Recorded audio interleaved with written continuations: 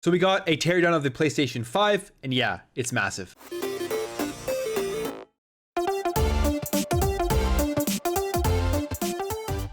What is up, everybody? Welcome back to another video. So today we got a random video from PlayStation out of the blue, and it is a teardown of the PlayStation 5. It's been pretty interesting this generation, where we've been getting a bunch of random drops of information, particularly from PlayStation. You remember back when they showed off the DualSense, and that was just completely out of the blue on social media, where they shared a picture of it. And now we got this random drop, this teardown of the PlayStation 5. But let's just take a look at it and let's see what we think. Now here that he's showing off the stand, and basically the stand was a laughing point, a little bit of a shot taken by Xbox after it was shown off, because you have to unscrew it and then you have to switch it to the other side of the console when you want to stand it vertically or horizontally. So here's the shot Xbox UK took. It kind of seems like Xbox UK is the designated account for throwing shade at the PlayStation when there's things that differ from the Xbox Series X to the PlayStation 5. If you remember, with the smart delivery, they did the same thing, tweeting about upgrading your games to the next generation, basing it off of the fact that you have to pay to upgrade your Spider-Man PlayStation 4 version to the PlayStation 5 version, and just pretty much saying on Xbox, to upgrade, all you have to do is buy the game because of their smart delivery, obviously, where it is for free, you don't have to pay. And they did the same thing here with the horizontal to vertical switch, so basically just the console horizontally and then the console vertically. This is kind of interesting because if you remember last generation with the DRM and the sharing of games, and how PlayStation made fun of Xbox for that, making that YouTube video, it's all coming full circle this generation, which is just funny to think about. Just continuing on here, yeah, like I said, this is the stand, then you flip it to switch it on to have your console horizontally, which I think a lot of people are going to be doing because of how big this console is. Like, look at this monster. This thing is just an absolute monster. It's thick, it's long, it's just huge. I think a lot of people are going to have to put this thing horizontally under their TV stand, if that even fits. I mean, I know for me it will fit horizontally, so I'm going to be putting it horizontally. There's no way I'm going to be standing this thing up vertically. It'll kind of just be like completely out of place with my setup. So now this part's actually interesting as well too. This is giving me Xbox 360 vibes, with the sides being able to come off. And I'm guessing they're going to want to cash in on that and provide customizable sides to your PS5 so that you can make it exactly how you want it. If you remember, on the Xbox 360, they had those customizable faceplates, which really took off and was a cool thing. We'll just skip ahead here. One of the most important parts of the entire video, showing where to expand your storage with an SSD with the PlayStation 5.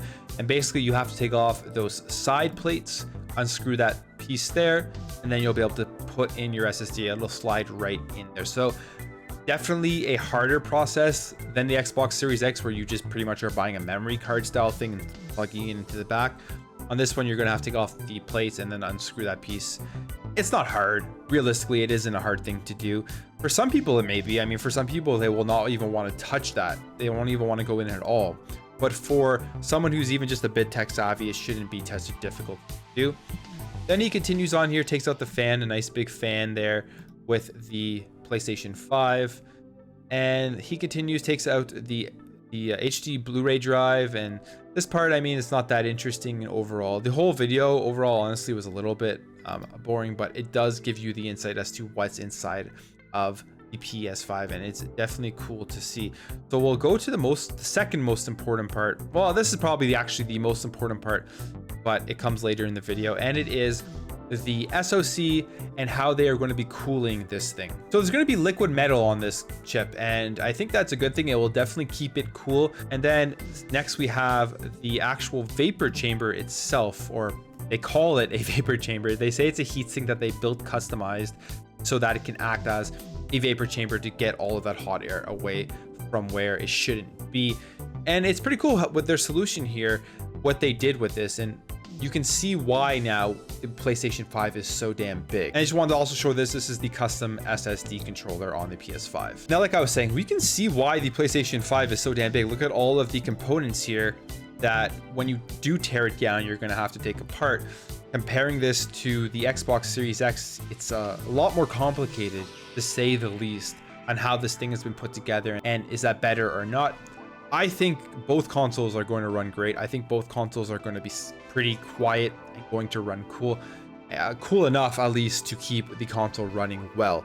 So Yesterday, there was the big thing about the Xbox Series X running hot. And like I said in my previous video, I don't think it's a big issue at all. Consoles run hot, they're computers. They're doing what they're supposed to be doing if you're feeling hot air come out of them. Now with the PlayStation 5, I can almost guarantee you that it's going to be hot at some point. And here's the difference. The biggest difference between right now the Xbox Series X and the PlayStation 5 and what we know about how it runs and everything is that nobody's seen the PlayStation 5. There's been a couple of influencers who are in a very controlled environment who couldn't even see the UI and see how it runs. They only could play a select few games. No one actually has their hands on the PS5 to be able to talk about how it runs. Whereas the Xbox and Microsoft, they've sent the Xbox Series X to tons of YouTubers, tons of influencers.